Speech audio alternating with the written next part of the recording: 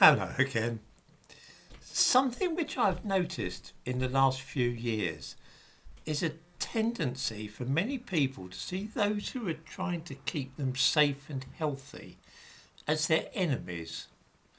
People intent really on harming them or causing them to fall sick. Some would see this as a form of mass hysteria akin to the paranoid delusion of being persecuted. Let me try and explain what I mean. In 1978, I visited England for a month. While I was there, an extraordinary thing occurred.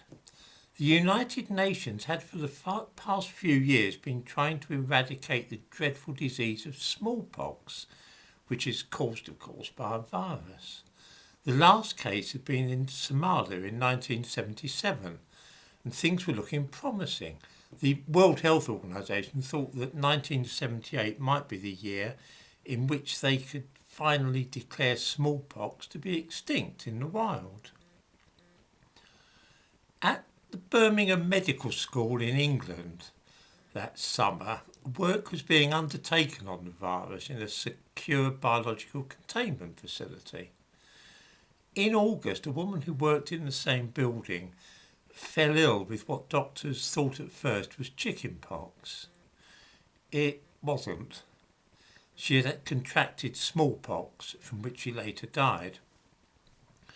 It had accidentally spread through the air duct from the laboratory and ended up elsewhere in the building. The World Health Organization, which is an arm of the United Nations, sent experts to help try and prevent the chance escape turning into an epidemic. What is interesting is that nobody suggested at the time that the World Health Organization or the United Nations were doing anything other than trying to help. Nobody said that they had deliberately engineered the release of the virus or that it was part of a wider plot. During their efforts to eradicate smallpox in remote parts of Africa, the teams from the World Health Organization had experienced hostility from ordinary people who accused those vaccinating the villagers of really trying to make them ill rather than helping them avoid a deadly disease. During the 1970s, we in the West smiled tolerantly at such foolish and primitive ideas.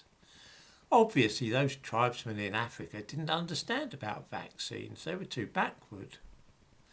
If anybody in England had claimed in 1978 that the team from the United Nations, which had arrived in Birmingham to try and stop an epidemic of smallpox, were really hoping to cause a disease to spread as part of an international plot, that person would probably have been sectioned for holding such mad ideas. We fast forward 40 years to the present day and find that just like those people in African villages in the 1970s who accused the doctors from the World Health Organization of making people ill, there are a lot of people in Europe and America who are saying exactly the same kind of things.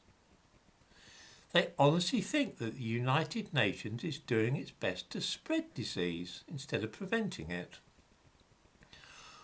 What has happened to our culture that many people are now behaving like those Africans in out-of-the-way parts of Eritrea, treating vaccination with superstitious dread and harbouring the idea that all those experts and doctors are really going to do them harm?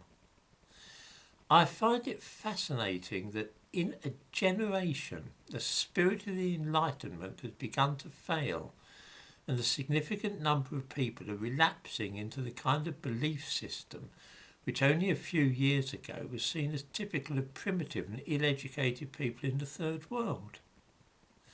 I can't decide if this change is due to a defective education system or whether the internet is partly to blame for allowing strange ideas to spread around the world at the speed of light. I do know this, that an ordinary person from 1978 reading some of the stuff which is all over the internet today would think that he had wandered into a lunatic asylum.